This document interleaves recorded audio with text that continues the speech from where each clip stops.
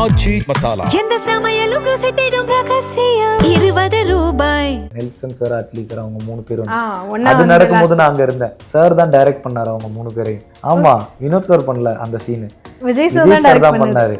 நீங்களும் one more கேட்டுட்டே இருந்தாரு. அவங்க நெல்சன் சார் அதோட கேட்டாரு, சார் என்ன எத்தனை தடவை ஒன் மோர் கேட்டு என்ன எத்தனை தடவை வாங்கியிருக்கீங்க, இப்போ நீங்க பண்ணுங்க அப்படின்ட்டாரு. ஸோ ரொம்ப கொடூரமான விஷயம்லாம் நடந்துட்டு இருக்குல்ல. ஆனால் இதில் பாதி பேர் என்ன சொல்கிறாங்கன்னா, இங்கே ஜனநாயகத்துக்கே ஒரு பிரச்சனை இருக்குப்போ ஜனநாயகன் படம் இப்போ ரிலீஸ் தேவையா? ஸோ அதை எப்படி பார்க்குறீங்க? அப்படின்னா இது நம்ம கம்பேர் பண்ணுறோம், அது பொலிட்டிக்கல் தனி, இது சினிமாங்கிறது வேறு.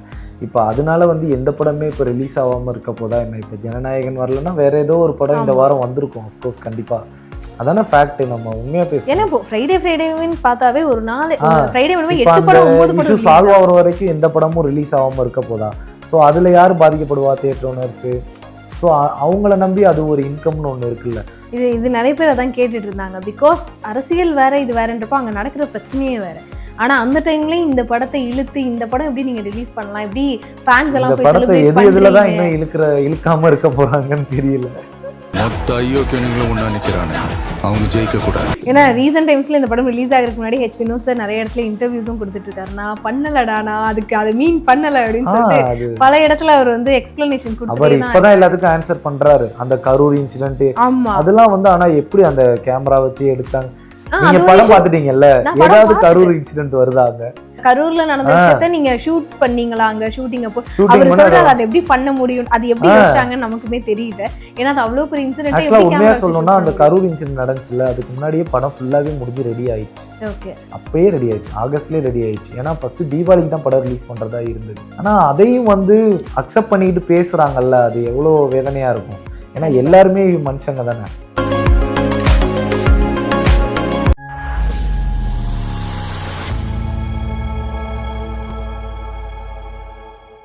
ஸோ அடுத்ததான் ஆர்டிஸ்ட் பற்றி எல்லாமே நிறைய பேசிட்டோம். அடுத்து நம்ம டேரக்டர் வினோத் சாரோட கடைசி படம் டைரக்ட் பண்ணியிருக்காரு. ஸோ அவர் எப்படி இருந்தார் செட்லெல்லாம்? ஸோ அவர் கூட உங்களுக்கு இருந்த நிறைய விஷயம், ஏன்னா இப்போ கம்மி போர்ஷனில் மமிதா பைஜுவா இருக்கட்டும், அவங்க கிட்ட எல்லாம் இன்ட்ராக்ஷன் இருந்திருக்குல்ல, இவர்கிட்ட கண்டிப்பாக திட்டு வாங்கியிருப்பீங்க, நிறைய விஷயம் நடந்திருக்கும். வினோத் சார் எனக்கு முன்னாடியே நான் மீட் பண்ணியிருக்கேன், பேசியிருக்கேன். அதான் நான் சுரேஷ் சந்திரா சார்கிட்ட ஒர்க் பண்ணேன்ல D1. அப்போ நேர்கொண்ட பார்வை டீம் இன்டர்வியூலலாம் நான் தான் கோஆர்டினேட் பண்ணது. அப்போ நாங்களாம் இருந்திருக்கேன். ஸோ அவர்கிட்ட பேசியிருக்கேன். அதுக்கப்புறம் நான் துணிவுமே அவர் படம் ஆடிஷன்லாம் அட்டன் பண்ணியிருக்கேன். அது ஆல்மோஸ்ட் மிஸ் ஆயிடுச்சு. அப்புறமேட்டு இதில் வந்தோடனே அதான் அவர் ஃபஸ்ட்டு பேசினது என்கிட்ட தான், டே யாரா அந்த சுரேஷ் வேண்டா அப்படின்னு. அதுதான் அவர் என்கிட்ட ஃபஸ்ட்டு பேசினது.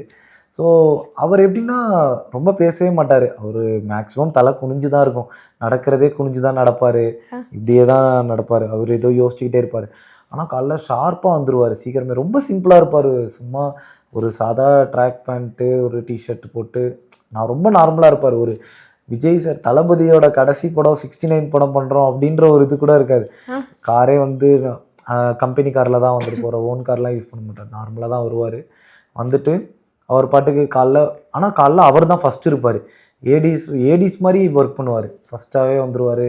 அதே மாதிரி கிளம்புறதும் சாயங்காலம் இல்லை லேட்டாக முடிச்சு தான் கிளம்புவோம். லஞ்சு நாங்கள் போயிட்டு வருவோம். லஞ்சு பிரேக் விடுவார். பிரேக் விட்டோட போயிட்டு பார்த்தா இவர் நமக்கு முன்னாடி அங்கே உட்காந்துருப்பார். இவர் லஞ்சு போகிறாரா இல்லையானே தெரியாது. சில டைம் பிரேக் இல்லாமலாம் போயிருக்குது. ஸோ அந்த மாதிரி ரொம்ப சின்சியராக இருப்பார். அவர் என்னென்னா, நான் அவர்கிட்ட பெருசாக திட்டு வாங்கலை, ஆனால் வாங்கியிருக்கேன் அப்படி சொல்லலாம். இந்த சீன் இருக்குல்ல, இந்த கத்தியில் குத்துற சீனு, அது என்ன ஆயிடுச்சுன்னா, ஃபஸ்ட்டு இவர் பஜ்ரங் ரெட்டியோ ஆமாம் சம்திங் அவர் பேர், இதில் சலாரில் பண்ணியிருப்பார்ல, அவர் தானே என்னை இந்த அவர்கிட்ட தான் போய் கேட்பேன்ல. அவர் என்ன பண்ணார், ஃபோர்ஸாக வச்சு அந்த கத்தி பாதியாக இருக்கும், நச்சுன்னு குத்துறது. எனக்கு வலி தாங்க முடியல, அதோட வலிக்குது அப்படின்னு சொல்லிட்டேன்.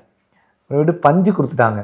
அதில் பஞ்சு வயிற்றில் கட்டிக்கங்க, அதுக்கப்புறம் கத்தியை வச்சு குத்துற மாதிரி பண்ணிக்கலாம் அப்படின்னு சொல்லிட்டாங்க.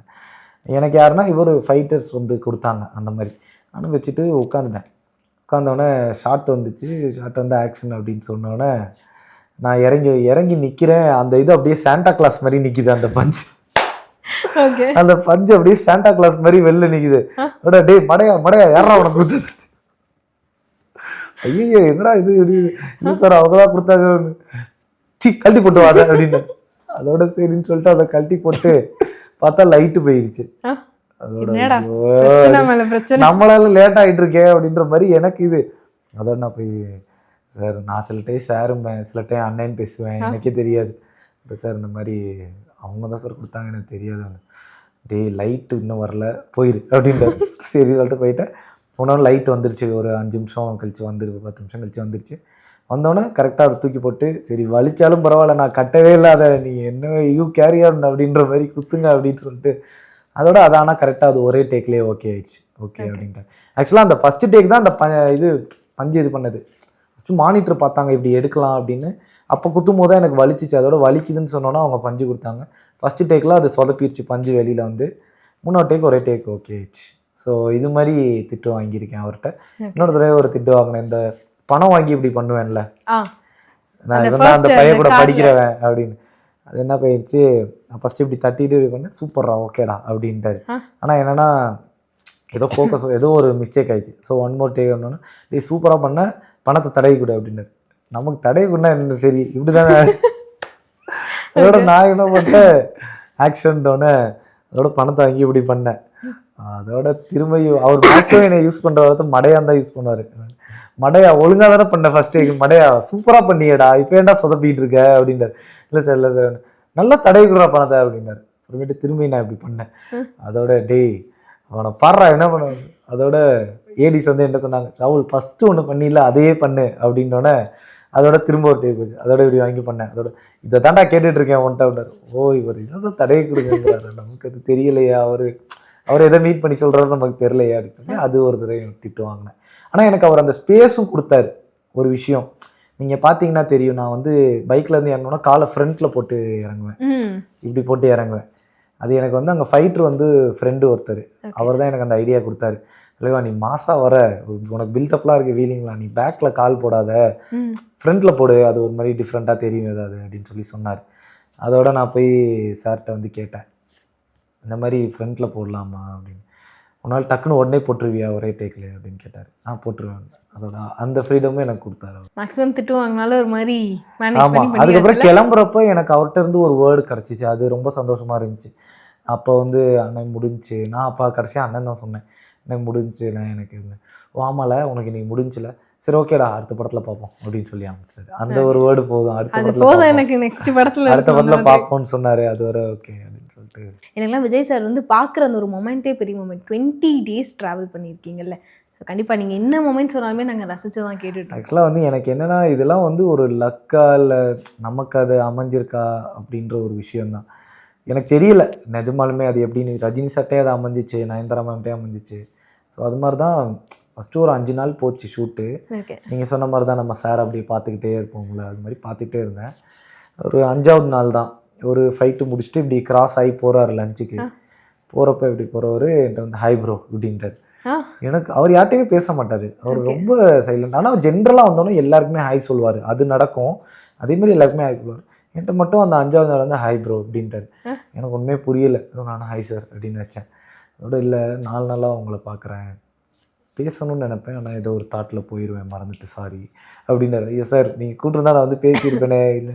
இல்லை அதெல்லாம் இருக்கட்டும், நம்ம மீட் பண்ணியிருக்கோமா இதுக்கு முன்னாடி, என்ன எனக்கு ஃபேஸ் ஃபெமிலியராக இருக்குது, அதனால தான் நான் உங்கள்கிட்ட வந்து பேசுகிறேன் அப்படின்றாரு. அதோட இல்லை சார் இப்போ தான் இந்த படம் தான் உங்களை நான் பார்க்குறேன், இது மாதிரி பார்த்ததில்ல அப்படின்னு சொல்லி சொன்னோன்னே ஓகேப்பா உன்னோட பேர் என்ன அப்படின்னாரு. ஷாகுல் அப்படின்னு சொல்லிட்டு என்னென்ன படம் பண்ணியிருக்கீங்க அப்படின்னாரு. ஒரு டாடா, ஜெயிலர், அன்னபூர்லாம் சொல்லிட்டு அதுலலாம் என்னென்ன சீன்னு ஒன்றா கேட்டார். டாடாவில் எந்த சீன், ஜெயிலரில் எந்த சீன் எல்லாத்தையுமே சொன்னேன். சொல்லிவிட்டு அதுக்கப்புறமா இங்கே என்னப்பா பண்ணுற அப்படின்னாரு. ஆக்டிங் தான் சார், இப்போ ஆக்டிங் தான் பண்ணிக்கிட்டு இருக்கேன் அதான் அப்படின்னு சொல்லிட்டேன். சொன்னதுக்கப்புறம் நான் சொன்னேன் ஜென்ரலாக, சார் நானும் லோயலாக தான் உங்கள் ஜூனியர் தான், 2019 பாஸ்ட் அவுட் அப்படின்னு சொல்லி சொன்னேன். அதோட அவர் வந்து என்கிட்ட இந்த பாஸ்ட் அவுட் இயர்லாம் கேட்காத அப்படின்னு சொல்லி சிரிச்சுட்டு எனக்கு விவேக் சாரை தெரியும், லிரிசிஸ்ட் விவேக் அண்ணன். எனக்கு வந்து அவர் ஸ்கூல் சீனியரு, எனக்கு ரொம்ப வருஷமாக அவர் பழக்கம் திருச்சியிலேருந்து அப்போலேருந்து. ஸோ எனக்கு விவேக் அண்ணனை தெரியும் சார் அப்படின்னு சொல்லி சொன்னோன்னே, ஓ அப்படியே விவேக் இப்போ அட்லி படத்தில் இருக்கார்ல, ஹைதராபாத்தில் இருக்கார்ல, நான் இதில் பண்ணுறேன்னு சொன்னேன், ஆனால் எங்கே இருக்காருன்னு தெரியல சார் எனக்கு அப்படின்னேன். சரி ஓகேப்பா ஓகே லஞ்ச் போயிட்டு வரேன் அப்படின்னு சொல்லிட்டு அதோட போனார். போயிட்டு அந்த 5வது நாள்லேருந்து அதுக்கப்புறம் உள்ள மிச்ச 15 நாளுமே என்னை ரெகுலராக எப்போ பார்த்தாலும் காலைல எனக்கு தனியாக ஒரு ஹாய் ஒரு குட் மார்னிங், அது அவர் என்ன சுச்சுவேஷனில் அவர் கண்ணில் நான் பட்டுட்டா போதும். அந்த பேக் ஃப்ளிப் அடிக்கிறார்ல, நீங்கள் அந்த ஃபைட்டில் பார்த்துருப்பீங்க, இப்படி பிடிச்சி வச்சிருக்கும் போது ஒருத்தனை இப்படி வெட்டி கத்தி இப்படி எடுத்துருவாரு. எடுத்துட்டு அப்புறம் பேக் ஃபிளிப்ல அடிப்பார்ல. அப்போ பேக் ரோப் கட்டி ஒரு சீன் கூட அவர் டூப் போடல. டூப் வந்திருந்தாங்க, ஆனால் ஒரு சீன் கூட அவர் டூப் யூஸ் பண்ணல. எல்லாமே அவர் பேக் ஃபிளிப் எல்லாமே ரோப் கட்டி அவரே பண்ணது. ஒன்று கூட டூப் கிடையாது. நான் லைவாக பார்த்தேன். இது வந்து எக்ஸாஜரேட்டாக எல்லாம் கிடையாது. உண்மையாக நான் பார்த்ததை சொல்கிறேன். அப்படி எப்படி முடியுதுன்னு எனக்குலாம் ஆச்சரியமா இருந்துச்சு. பேக் ஃபிளிப் அடிக்க ரோப் கட்டி இப்படி நிற்கிறாரு. நான் அப்போ தான் வந்து டீ குடிச்சிட்டு என்ன அங்கிட்டு போயிட்டு டீ குடிச்சிட்டு அப்படியே நடந்து வரேன். வந்தோடனே நான் அங்கே நிற்கிறேன். பேக் ஃபிளிப் கட்டி இப்படி அந்த வெப்பனோட இப்படி நிற்கிறாரு. அப்போ என்கிட்ட வந்து ஹாய்டா அப்படின்னு சொல்லிட்டு என்னடா இவர் அங்கிருந்து ஹாய் சொல்கிறார் நம்மளை பார்த்துட்டு அப்படின்ற மாதிரி அதோட ரொம்ப ஹாப்பியாக இருந்துச்சு அந்த மொமெண்ட்லாம். அப்போ அவர் அப்படியே ஏன்னா அவர் பேக் ஃபிளிப் பண்ணணும், ரோப் கட்டி இருக்கு, அந்த மைண்டில் இருக்கணும். எனக்கு ஹாய் சொல்லணும்னு அவசியம். ஸோ அது மாதிரி என்னை எப்போ பார்த்தாலும் ஒரு ஹாய் சொல்லுவார். மித்தபடி நடுவில் கூப்பிட்டு அவரே வந்து கூப்பிட்டு எனக்கு நான் இப்படி பேசியிருக்கேன் அவர்கிட்ட. என்கிட்ட இப்படி ஷோல்டரில் கை போட்டு இப்படி பார்த்து பேசியிருக்கேன். அந்த மாதிரி அவர் ஒரு கொடை பிடிச்சிட்டு நான் இப்படி இருந்தேன். அப்போ கூட கொடை பறந்துச்சு. நான் இப்படி பிடிச்சேன். அதோட ஒரு இல்லை வேணாம் அப்படின்றாரு. அங்கே ஒரு ஃபன் ஒன்று நடந்துச்சு. ஃபஸ்ட்டு டைம் இதில் பேசிட்டோம்ல. அதுக்கப்புறம் இந்த மாதிரி ஒரு மொமெண்ட் நடக்கும்போது நான் வந்து சொன்னேன், சார் நீங்கள் வந்து அன்றைக்கி கேட்டீங்க என்ன பண்ணுறேன், நான் தெரியாமல் ஆக்டிங் பண்ணுறேன்னு சொல்லிட்டேன். நான் வந்து இல்லை இந்த சுரேஷுங்கிற கேரக்டர் தான் பண்ணுறேன் அப்படின்னோடனே அந்த காலேஜ் பையா தானே அப்படின்னாரு. ஆமாம் சார் அதுதான் அப்படின்னு. அதை தான் அன்றைக்கி நான் உன்கிட்ட கேட்டேன். எல்லாருமே ஆக்டிங் தான் பண்ண வந்திருக்கோம். நான் சொன்னதை அவர் அக்செப்ட் பண்ணிட்டு சரின்னு விட்டுட்டு இப்போ ஏதோ பதட்டத்துல பேசுறான்னு அவரே புரிஞ்சுக்கிட்டாரு. அதை தான் நான் அன்னைக்கு வந்துட்டு கேட்டேன் அப்படின்னு சொல்லிட்டு அப்புறம் நான் பாட்டுக்கு இது மாதிரி உளறிட்டு இருந்தேன். அவர் ஷோல்டரை கைப்பட்டு நிற்கிறாரு. நான் பாட்டுக்கு இந்த Jeeva you are very beautiful, you are very nice அப்படின்னு சிவா அது மாதிரி சார் எனக்கு உங்கள் டான்ஸ்லாம் ரொம்ப பிடிக்கும் சார், என்ன என் ஃப்ரெண்ட்ஸ்லாம் உங்கள் ஃபேனு, நானும் உங்கள் ஃபேனு, என்ன எப்படி சார் இவ்வளோ எங்காவே இருக்கீங்க, பயங்கரமாக டான்ஸ் ஆடுவீங்க, அது மாதிரி என்னென்னமோ வளரிட்டு இருக்கேன். பொண்ணுகிட்ட பண்ற ப்ரப்போசல் அது மாதிரி வளரிட்டு இருக்கேன் அவர்கிட்ட. அவரோட பார்த்துட்டு தலையாட்டி அவர் நினைச்சிருப்பாரு இவனை கூப்பிட்டு பேசினது தப்பா போச்சு. ஸோ ஆனால் அவர் எதுவுமே எல்லாம் காட்டிக்கல, எல்லாத்தையுமே லிசன் பண்ணிட்டு அதுக்கப்புறமா ஓகேடா பாய் பார்ப்போம் அப்படின்னு சொல்லிட்டு போனார். அதுக்கப்புறம் 2-3 அது மாதிரி ரெகுலராக பேசிட்டு. பட் இருந்தாலும் அவரோட லாஸ்ட் படத்துல இப்படி ஒரு காம்பினேஷன் ரொம்ப பெரிய விஷயம் இல்லை. ஏன்னா அதுக்கப்புறம் சினிமா விட்டு போறாரு அப்படின்றப்போ அப்படி ஒரு வாய்ப்பு, அதுவும் இவ்வளோ. நான் மெர்சல்ல இருந்து ஆடிஷன் அட்டன் பண்ணிட்டு இருக்கேன். அவர் படம் பண்ணியே ஆகணும். ஆமாம், எல்லா படமும் அட்டன் பண்ணிடுவேன். மெர்சல், கோட் வரைக்கும் அட்டன் பண்ணேன், பிகில் அட்டன் பண்ணேன், எல்லாமே அட்டன் பண்ணேன், மேக்ஸ் டு மேக்ஸ். கோட் வரையும் அட்டன் பண்ணேன். அதான் சொல்றேன், கோட் வரைக்கும் அட்டன் பண்ணேன். ஆனால் ஜனநாயகங்கள் அட்டன் பண்ணி தான் கிடச்சிருக்கு. இதுலேருந்து என்ன தெரியுது, நம்ம ட்ரை பண்ணிட்டே இருந்தா கண்டிப்பா கிடைச்சிடும். அதுவும் லாஸ்ட் மொமெண்ட்ல நம்ம நினைச்சிட்டே இருக்கோம், அது கண்டிப்பா நடக்கும் அப்படின்னு. ஸோ இன்னொரு முக்கியமான விஷயம் பத்தி கேட்கணும்னு நினைச்சிட்டு இருந்தேன். இப்போ சோஷியல் மீடியால ரொம்ப வைரலா போயிட்டு இருக்க ஒரு விஷயம் என்ன, அந்த நீட் பத்தி ஸ்டூடெண்ட்ஸோட ப்ரொடெஸ்ட் எல்லா இடத்துலையும் பத்தி எரிஞ்சிட்டு இருக்கு. டெல்லியா இருக்கட்டும், இப்போ தமிழ்நாடா இருக்கட்டும். இப்போ என்ன நடக்குதுன்னா அது ஒரு பிரச்சனை, இங்க சமூகத்துக்கே ஒரு பெரிய பிரச்சனை அப்படின்னு சொல்லிட்டு நிறைய பேர் இருந்து பேசிட்டு இருக்காங்க. ஸோ ரொம்ப கொடூரமான விஷயம்லாம் நடந்துட்டு இருக்குல்ல. ஆனா இதுல பாதி பேர் என்ன சொல்றாங்கன்னா, இங்க ஜனநாயகத்துக்கே ஒரு பிரச்சனை நடக்கிறப்போ ஜனநாயக படம் இப்போ ரிலீஸ் தேவையா அப்படின்னு சொல்லிட்டு ஒருத்தவங்க சோஷியல் மீடியாவில் நிறைய விஷயங்கள் போயிட்டு இருக்கு. ஸோ அதை எப்படி பார்க்குறீங்க? ஏன்னா இந்த படம் ஆல்ரெடி நிறைய பிரச்சனைகளை ஃபேஸ் பண்ணி பல போராட்டங்களை கடந்து கடைசியா இப்போ ரிலீஸ் அப்படின்னு சொல்லி டேட் ஃபிக்ஸ் பண்ணிட்டாங்க. பட் அந்த டைம்ல இப்படி ஒரு ப்ரொடெஸ்ட், இப்படி ஒரு பிரச்சனை போயிட்டு இருக்கு. ஸோ ஸ்டூடெண்ட்ஸ் எல்லாத்தையும் அடிச்சு ரொம்ப கொடுமைப்படுத்திட்டு இருக்காங்க அப்படின்றப்போ இந்த மாதிரி ஒரு கான்வர்சேஷன்லாம் எப்படி பார்க்குறீங்க? இதுக்கு கம்பேர் பண்ணி பேசுறது எப்படின்னா வந்து இது நம்ம கம்பேர் பண்ணுறோம், அது பொலிட்டிக்கல் தனி, இது சினிமாங்கிறது வேற.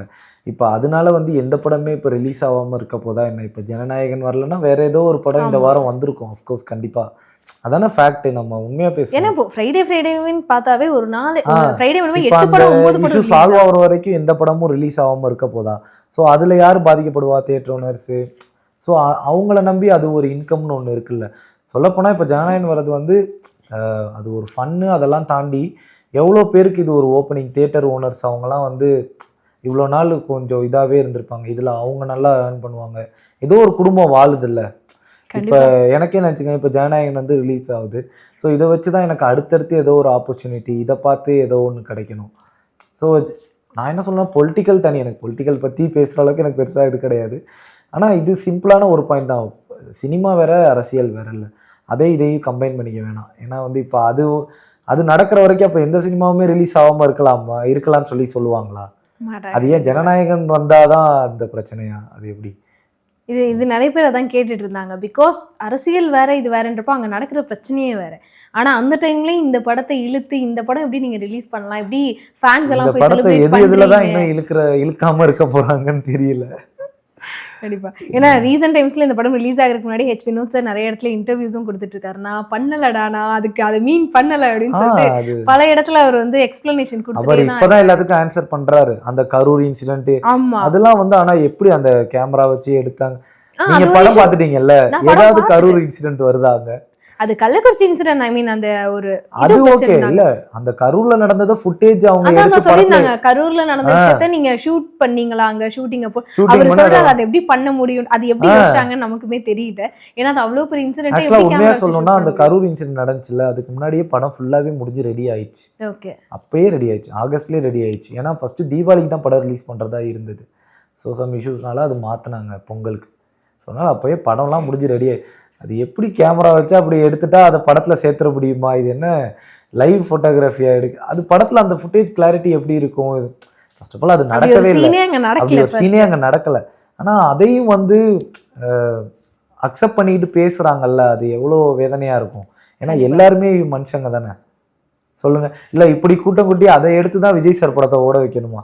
விஜய் சாரே ஒரு பிராண்டு தான். ஸோ அவரோட படமே ஓடுது. எனக்கு அதான் இப்போ ரீசெண்டாக தான் ஹெச் வினோத் சார் நிறைய இதுக்கு இவ்வளோ நாள் அவர் ரொம்ப சைலண்டாக இருந்தார். படம் ரிலீஸ் எப்போ ரிலீஸ் டேட் கன்ஃபார்ம் ஆகி ரிலீஸ்னு சொன்னாங்களோ இப்போதான் அவர் ஆன்சர் பண்ணும்போதும் இந்த மாதிரி கொஸ்டின்ஸ் தான். கரூர் நிறைய விஷயம் என்கிட்ட வந்து நிறைய பேர் என்ன டீம்ல இருந்தா படத்தை வந்து லீக் பண்ணாங்களாம்ல, டீம் அது எப்படி லீக் பண்ணுவோம்? விஜய் சாரே லீக் பண்ணாங்க, டைரக்டர் லீக் பண்ணாங்க. சோ எவ்வளவு பேரோட உழைப்பு இருக்கு அதுல. ஒரு ஃப்ரேம் நம்ம பாக்குறோம்ல, அதுக்கு பின்னாடி அவ்வளோ பேரோட எஃபர்ட் இருக்குது. கிட்டத்தட்ட ஒரு 100, 200, 300 பேர் வேலை பார்க்குறாங்க ஒரு செட்டில். அவ்வளோ பேரும் அசால்ட்டாக வந்து எடுத்து லீக் பண்ணிட்டு போகிறதுக்காக இந்த படம் எடுக்கிறாங்க. இவ்வளோ கஷ்டப்பட்டு ஒரு 2 வருஷம் உட்காந்து 2 வருஷத்தை செலவு பண்ணி, அது ஒரு சீன் லீக் ஆகி மொத்த படமே லீக் ஆகியும் இப்போ செலிப்ரேட் பண்றாங்க தியேட்டர்ல. அதுதான் அது. அஃப்கோர்ஸ் அது மாதிரி நம்ம எண்ணங்கள் தப்பாக இருந்தால் தப்பாக நடக்கும். இப்போ நம்ம எண்ணங்கள் சரியா இருந்தனால இப்போ எல்லாம் சரியா நடக்குது. நான் அதனால தான் உங்கள்ட்ட ஸ்டார்டிங்கே கேட்டேன், ஜனநாயகன் படம் ரிலீஸ் ஆனப்போ எப்படி? எனக்கு என்ன அது நம்ம அந்த ஹர்ட் இருக்கதான் செஞ்சிச்சு, அந்த வலி இருக்கதான் செஞ்சிச்சு. ஏன்னா ஒவ்வொரு டைம் உங்களுக்கு வந்திருக்கும்ல, பிகாஸ் படம் வந்து ரிலீஸ் பண்ணாதே. ஏன்னா நான் யார்கிட்டையுமே சொல்லலை இது என்ன கேரக்டர் பண்றேன் அப்படின்னு. யார்ட்டையுமே எல்லாம் படமா தான் பார்க்கணும்னு சொல்லி தான் இருந்தேன். ஃப்ரெண்ட்ஸ்டெல்லாம் கூட யார்ட்டையுமே சொல்லலை. திடீர்னு பார்த்தா அவங்க நம்மளுக்கு சீனை பார்த்து லீக் ஆனதை வந்து அனுப்புறானுங்க. எனக்கு பார்த்துட்டு தூக்கி வரி போட்டுருச்சு. என்னடா இது மறைச்சு பொத்தி பொத்தி வளர்த்த உள்ள மேகலை அந்த மாதிரி இப்படி ஆயிடுச்சு. சரி ஜோக்ஸ் அப்பா. ஆனால் வந்து ரொம்ப வருத்தமாக இருந்துச்சு. அதனால கூட நான் ஒரு வீடியோ கூட பேசி போட்டிருந்தேன். எனக்கு அதை அக்செப்ட் பண்ணிக்க முடியல, அதனால வீடியோ பேசணும் அப்படின்னு சொல்லி பேசி போட்டிருந்தேன். பட் பரவாயில்ல, அந்த தடைகளை தாண்டி இப்போ இன்னும் பெருசாக வந்திருக்குல்ல. அப்போ வந்திருந்தா கூட இன்னும் கம்மியா இருந்தது. வெங்கட் பிரபு சார் போட்டிருந்தாரு ஹாப்பி பொங்கல் அப்படின்னு சொல்லிட்டு ரீசெண்டா ட்வீட் போட்டிருக்காரு. Happy Pongal, happy Deepavali, happy new year. அதாவது வந்து இப்போ ஆக்டர் சைட்ல இருந்து சப்போர்ட் இருந்தா அவர் ரீசெண்டா போட்டு கோட் டீம் அப்படின்னு போட்டுட்டு பொங்கல் இன்னைக்கு தான் செலிப்ரேட் பண்றோம் அப்படின்னு சொல்லி போட்டிருந்தாங்க. பிகாஸ் அதுவே விஜய் சாருக்கு ஒரு பெரிய இப்ப எவ்வளவு பேர் தியேட்டர் போறாங்க நீங்க பாத்தீங்களா?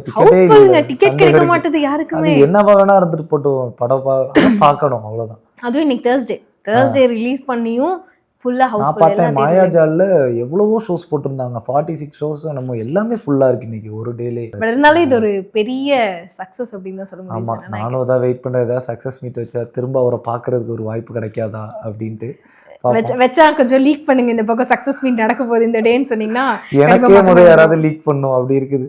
ஆனா எனக்கு அவரை திரும்ப ஒரு எட்டு பார்க்கணும்னு ஆசையா இருக்கு. ஏன்னா அவர் என்னைய தெரியும் அவருக்கு.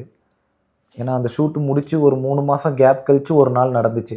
கரெக்டா அந்த ஷூட்டு தான் அந்த நெல்சன் சார், அட்லி சார், அவங்க 3 பேரும் அது நடக்கும்போது நான் அங்க இருந்தேன். அது அந்த சத்யபாமா காலேஜில் தான் அது நடந்துச்சு. நான் பைக்ல கூட்டிட்டு போவேன்ல மமிதா பைஜோ காலேஜ் வழியில இருந்து, உன்கிட்ட பேசணும் அப்படின்ற மாதிரி ஒரு விஷயம் பண்ணுவேன்ல, அது அங்கதான் எடுத்தது. அன்னைக்கு தான் அதுவும் அங்க எடுத்தது. ஸோ அவங்க எல்லாருமே வந்திருந்தாங்க. அந்த மூமெண்ட் ரொம்ப சூப்பரா இருந்துச்சு. சார் தான் டைரக்ட் பண்ணாரு அவங்க 3 பேரையும். ஆமா, வினோத் சார் பண்ணல அந்த சீனு, விஜய் சார் தான் பண்ணாரு. வேணுங்களே ஒன் மோர் கேட்டுகிட்டே இருந்தாரு. அவங்க நெல்சன் சார் அதோட கேட்டாரு, சார் என்ன எத்தனை தடவை ஒன் மோர் கேட்டு, என்ன எத்தனை தடவை வாங்கியிருக்கீங்க, இப்போ நீங்கள் பண்ணுங்க அப்படின்ட்டாரு.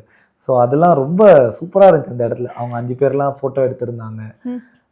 ஸோ அந்த ஃபோட்டோலாம் ஜாலியாக இருந்துச்சு. எல்லாமே சிரித்தோம், செம்ம ஜாலியாக இருந்துச்சு அந்த இடமே. ஸோ அதெல்லாம் வந்து மறக்கவே. அதான் அந்த ஷூட் வந்து அத்தனை நாள் அதாவது ஜான்வரி முடிஞ்சிச்சு. ஒன்று சொல்கிறேன், ஜான்வரி 9 தான் விஜய் சார் அந்த ஃபைட்டு கடைசியாக நாங்கள் முடித்தது. நாங்களாம் ஃபோட்டோ எடுத்தது அவரோட. அந்த ஜான்வரி 9 அடுத்து பார்த்தா ஒரு வருஷத்துலேயே படம் ரிலீஸ்னு ஜான்வரி 9 வந்துச்சு. எனக்கு ரொம்ப சந்தோஷமாக இருந்துச்சு, செம்ம கோயின்சிடன்ஸ் அப்படின்ட்டு. ஸோ அதுக்கப்புறம் இது வந்து மேலே தான் இந்த பேட்ச் ஒரு நாள் நடந்துச்சு. அப்போ என்னை ஞாபகம் வச்சு கூப்பிட்டு பேசினார் அவர். எப்படா இருக்க என்ன அப்படின்ற மாதிரி பேசினார். ஸோ தேங்க்ஸ் மீட்லேயே என்னை பார்த்தா கண்டிப்பாக அவருக்கு ஞாபகம் இருக்கும்னு நம்புகிறேன். ஏன்னா அவர் என்னையே ஞாபகம் வச்சுக்கல, அவருக்கு ஆல்ரெடி என் மூஞ்சி ஏதோ ஒரு இல்லை அவர் லைஃப்பில் ஞாபகமாக இருக்குது. அதனால் அவர் கண்டிப்பாக நடக்கும். ஓகே. ஸோ லாஸ்ட் டைம் அப்படின்ற மாதிரி விஜய் சார் வந்து சினிமா விட்டு போகிறார். ஸோ ஒரு ஃபேனாக உங்களுக்கு எப்படி இருக்குது? தளபதி இடம் அதை நிரப்ப யாருமே கிடையாது, நிரப்பவும் முடியாது. கண்டிப்பாக.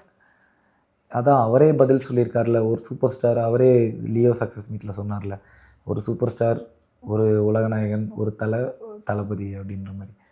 ஸோ இனிமேல் வந்து இந்த FDFSலாம் வந்து பெருசாக எப்படி செலிப்ரேட் பண்ணுறது, அதாவது இருக்கும், அஜித் சார் பண்ணுவார், ரஜினி சார் பண்ணுவார், கமல் சார் பண்ணுவாங்க, அது அந்த FDFS மூமெண்ட் இருக்கும். ஆனால் தளபதியோட FDFS மூமெண்ட்டு அந்த எல்லாத்தையும் ஒன் மோர் கேட்டு கமலா தேட்டரில் பண்ணுறது. ஆமாம், அந்த டான்ஸை மிஸ் பண்ணும். மேஜராக அவரோட டான்ஸ் தான். உண்மையாலுமே இந்த படத்துலேயே பாருங்கள் அவர் எப்படி ஆடி இருக்காரு. அது அப்படியே ஸ்க்ரீனில் பார்க்கணும், என்ன இந்த மனுஷன் இன்னும் இப்படி ஆடிட்டு இருக்காரு, இவர் கால்கள் ஓயவே ஓயாதா அப்படின்னு. அந்த ஒன் லாஸ்ட் டைம்லாம் மறக்கவே முடியும். எவ்வளோ ஏன் ஒரு பேரே வரலாறுலையுமே அந்த மூமெண்ட் ஒன்று போட்டிருப்பாரு, ஹிப் மூமெண்ட். அதெல்லாம் எனக்கு அதெல்லாம் பார்க்கும்போது ஸ்பீடு போட்டிருக்காங்களோ ஒருவேளை அப்படின்னு பார்த்தா பின்னாடி உள்ள எல்லாம் ஸ்லோவா நடக்குது, பின்னாடி உள்ளவங்களாம் ஸ்லோவா பண்றாங்க. ஆனா அவர் ஸ்பீடா பண்றாரு. அவர் மட்டும் ரொம்ப ஒரு அக்செப்ட் பண்ணிக்க முடியாத ஒரு விஷயம் தான். பட் அவரோட பாத்வே இப்போ வேறையா மாறிடுச்சு. அதில் அவர் சக்ஸஸ் பண்ணிகிட்டே இருப்பார். இதில் சொல்கிற மாதிரி தான் தளபதி வந்து ரெக்கார்டு பிரேக் பண்ணுறதுல ரெக்கார்டு வைக்கிறவன் அப்படின்னு. ஸோ இதில் அதே மாதிரியே இப்போ எடுத்திருக்க அவரோட பாத்துலையும் ரெக்கார்டு பிரேக் பண்ணுவார் அப்படின்னு சொல்லி இது பண்ணுறோம். அவருக்கு நம்ம விஷயம்லாம் இல்லை, அவர் சூப்பராக பண்ணுவார். இனிமேல் வந்து வருஷத்துக்கு ஒரு தடவை பார்த்தது போய் டெய்லி இனிமேல் அவரை பார்க்கலாம். தளபதி வெற்றி கொண்டான் அந்த ஒரு டிவிகேவும் அந்த டாட்டூவோடதும் அது நான் நோட் பண்ணி வச்சிருந்தேன். எப்படி டிவிகே வந்து எல்லா இடத்துலையும் மென்ஷன் பண்ற மாதிரி அந்த நேம்ல இருந்து எல்லாமே வந்து நான் ஸ்பாட்லயே அது பார்த்தோன்னே ஷாக் ஆயிடுச்சு. டிவிகே 2 ஆண்டு அது டிவிகே தான் ஆக்சுவலா டாட்டூ. ஓகே. இப்போ வந்து அது தளபதின்னு மாத்திருக்காங்க. அதுக்கப்புறமா இப்ப படத்துல அது மாறி இருக்கு. மித்தபடி டிவிகே தான் அவரோட. பட் முன்னாடி வந்து டிவிகே போட்டு அந்த யானையோட ஸ்பாட்ல அது வந்து அவர் அந்த கட்சியை மென்ஷன் பண்ணல. அவர் பேரு அந்த தளபதி வெற்றி கொண்டான்ல, அதோட ஒரு ஷார்ட் ஃபிலிம் தளபதி வெற்றி கொண்டு டிவிகே வருது இடம் சேர்த்து வச்சு பார்த்தா அவரோட ஷார்ட் ஃபிலிமா அது தளபதி வெற்றி கொண்டான்னு வச்சிருக்கேன். பட் ஆனால் பிளான் பண்ணல. ஸோ கட்சியோட பேரை பண்ணணும்னு நமக்கு தெரியல அவங்க என்ன ஐடியால பண்ண. ஏன் அது ஆரம்பத்துல இருந்து நிறைய நடந்திருக்குல்ல. விஜயகாந்த் சார் வந்து கையில அந்த மோதிரம் வச்சிருப்பாரு, அது எல்லா படத்துலயும் வச்சிருப்பாரு. எம்ஜிஆர் சார் அவரோட. ஸோ அது தப்பு கிடையாது. அவர் அப்படி வச்சிருந்தாலும் அவரோட வேற எதையும் தப்பா காட்டல. அவரோட விஷயத்த அவர் காட்டுறாரு. இல்ல இல்ல ஃபேன்ஸ்க்குலாம் ஒரு மாதிரி ஜாலியான மொமெண்டா இருந்துச்சு. பரவாயில்ல சிஎம் ஆயிட்டார், பட் முன்னாடி எவ்வளவு ஒரு கான்ஃபிடென்ட் அது நடக்கும் அப்படின்ற மாதிரி எல்லாம் இதுவுமே பாருங்க. இதெல்லாம் வந்து இதெல்லாமே கோஇன்சிடென்ஸ். அது படத்துல ஆல்ரெடி இருந்திருக்குது, ஆனா பாருங்க அது இப்ப நடந்திருக்குது நமக்கு. கண்டிப்பா. சோ அது மாதிரி தான். ஸோ நெக்ஸ்ட் இதே மாதிரி நீங்கள் சொன்ன மாதிரி இன்னும் நிறைய கேரக்டர்ஸ் பண்ணணும், நிறைய படங்கள் பண்ணணும். ஸோ விஜய் சார் ஒரு படத்துக்கு அப்புறம் இதே மாதிரி நெக்ஸ்ட் இன்டர்வியூவில் பார்க்கலாம். இல்லை ஜனநாயகன் எப்படி இருந்தால் பிளாக் பஸ்டர் ஹிட் தான். ஒரு வேளை சக்ஸஸ் மீட்லாம் வச்சிங்க அப்படின்னா கண்டிப்பாக அதில் மீட் பண்ணலாம். அவங்க தான் வைக்கணும். நான் வச்சாங்கன்னா நீங்கள் போனீங்கன்னா அப்படியே கையோட கூட்டிட்டு போனீங்கன்னா எனக்கு அவரை மீட் பண்ணுவோம், அது ஒரு ஆசையா இருக்குது. எங்களுக்கு மீட்லாம் எங்களுக்கு பார்த்தா போதுங்க. அவர் என்னை பார்த்தாருன்னா கூப்பிட்டு பேசிடுவார். அந்த ஒரு மொமெண்ட் வேணும் அப்படின்ற ஒரு ஆசை. ஓகே, பாப்போம். சிஎம்மா அவரை நான் பார்க்கணும். தளபதியா பார்த்துருக்கேன், சிஎம்மா இன்னும் அவரை பார்க்க முடியல, பார்க்கணும் கண்டிப்பா. ஸோ பார்த்தீங்கன்னா சொல்லுங்க. நெக்ஸ்ட் படத்துல இதே மாதிரி வேற ஒரு நல்ல கேரக்டர் உங்களை பார்க்குறேன். Thank you so much. ட்ரை பண்ணிட்டே இருக்கேன். தேங்க்யூ.